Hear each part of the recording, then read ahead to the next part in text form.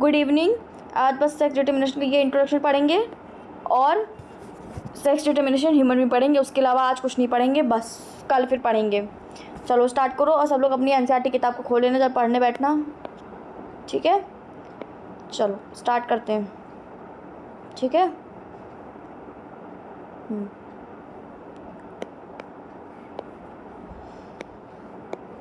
Sex determination सबको पता होगा, ये मुझे बताने की ज़रूरत नहीं है किसी को भी, ये सब जानते होंगे।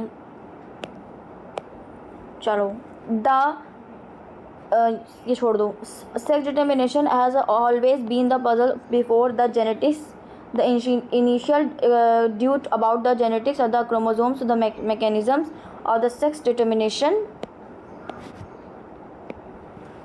sex determination it is the insect led the development of the concept of the genetic chromosome basis of sex determination of the helix 1991। ये याद कर लेना, ये चीज़ याद कर लेना, ये नीट में आ सकता है question. Structure of all the spermatozoa of the few of the insects, it was also observed the hema 50%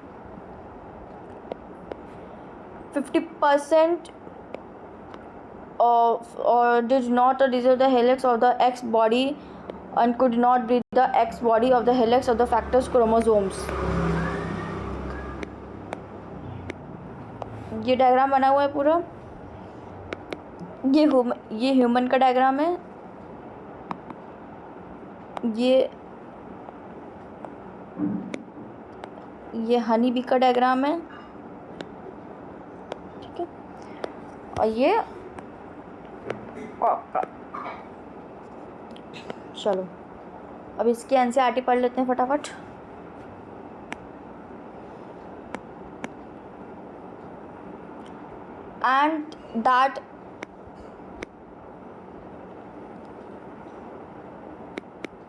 And that's the name of the X chromosomes is the observed that the large number of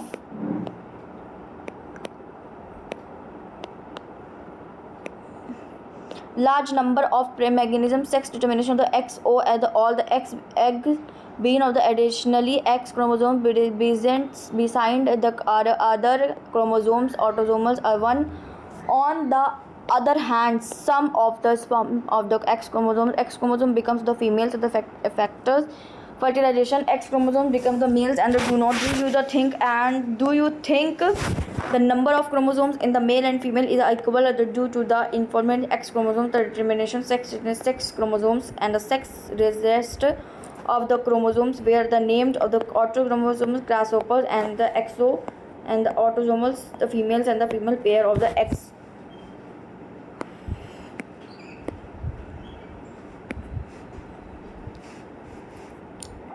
female जो आपकी जो mail होता है वो उसका x chromosome होता है, जो वाई फीमेल होती है उसका वाई क्रोमोसोम होता है। वी मतलब X chromosome both the male and female become the same number of the autosomes hairs the males have autosomal puzzles XY and while female have autosomal puzzle XX in human or beings of the have pair of the X chromosome beside autosomal determination determine mechanism and XO and XY। ये है आपका been का, ठीक है। ये चीज़ जो है ये आपकी बीन की है, हनी बी की, ठीक है। X chromosomes some with the Y chromosome such types of the sex determination makes the design of the male heterogamete sex determination of the chromosomes the sex female determination। ये sex determination सबको पता होगा कि क्या होता है, इसमें कोई बच्चा अनजान नहीं है, ठीक है। Chromosomes are produced of the female heterogametes in the order of the destination of the sex chromosomes of the birds। female birds में XW chromosomes and the females of the chromosomes of the whales of the pair of the Z chromosomes of the autosomal। अब पढ़ते हैं sex determination in human। It has already been mentioned that the sex determining mechanism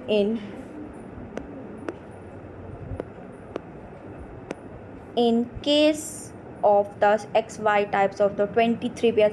ये सबको पता होगा कि human being में 23 pairs of chromosomes होते हैं.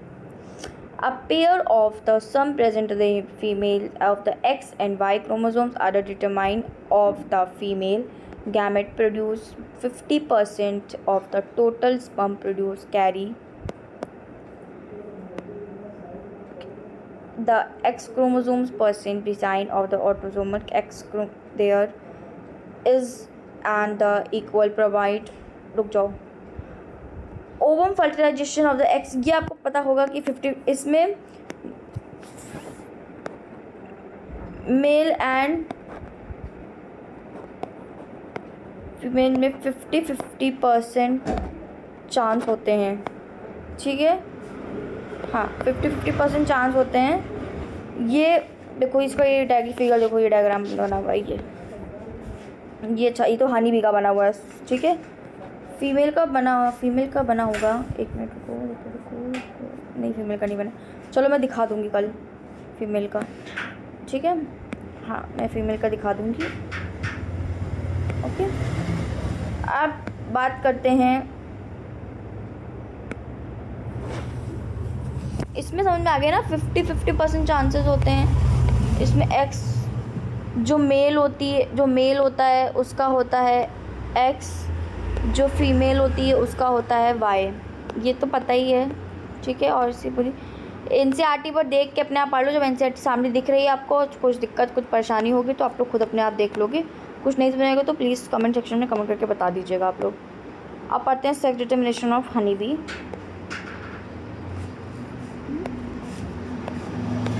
Sex determination of honey bee पढ़ते हैं. रुक जाओ, वेट. ये पढ़ते हैं. The sex determination of honey be based on the number of the set of the chromosomes individual receives and offspring formed from the unique of the sperm and the eggs developing as well the female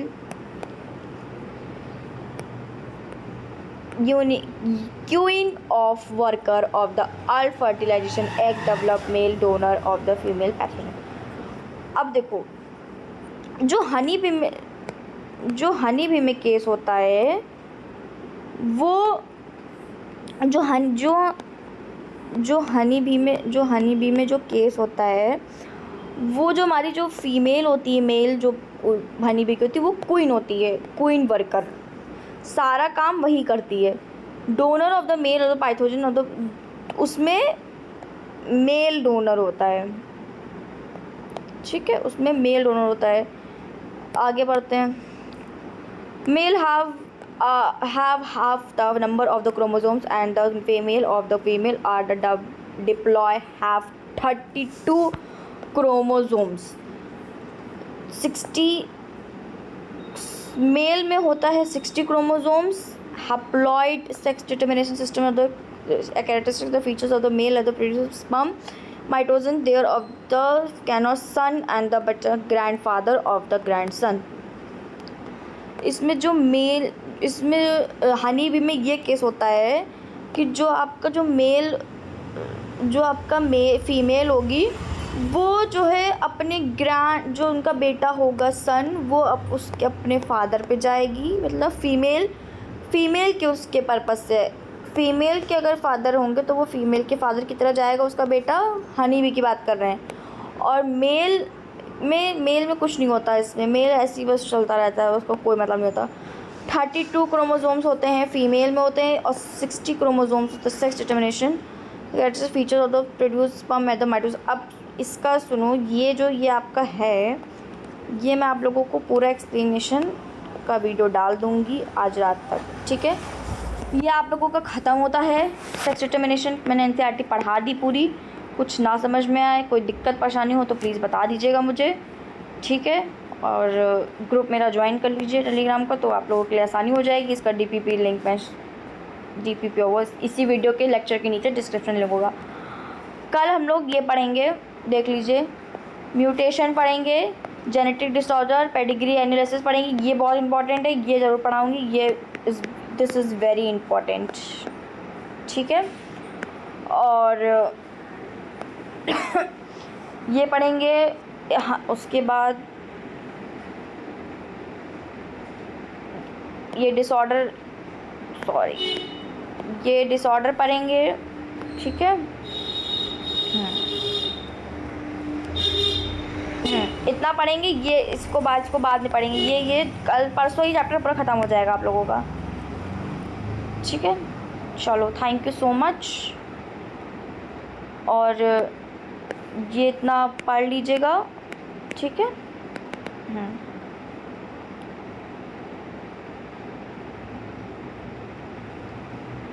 okay, इसका explanation डाल दिया जाएगा video, ठीक है, YouTube पे upload हो जाएगा। अभी ये लेक्चर का वीडियो अपलोड हो रहा है, ठीक है। Thank you so much.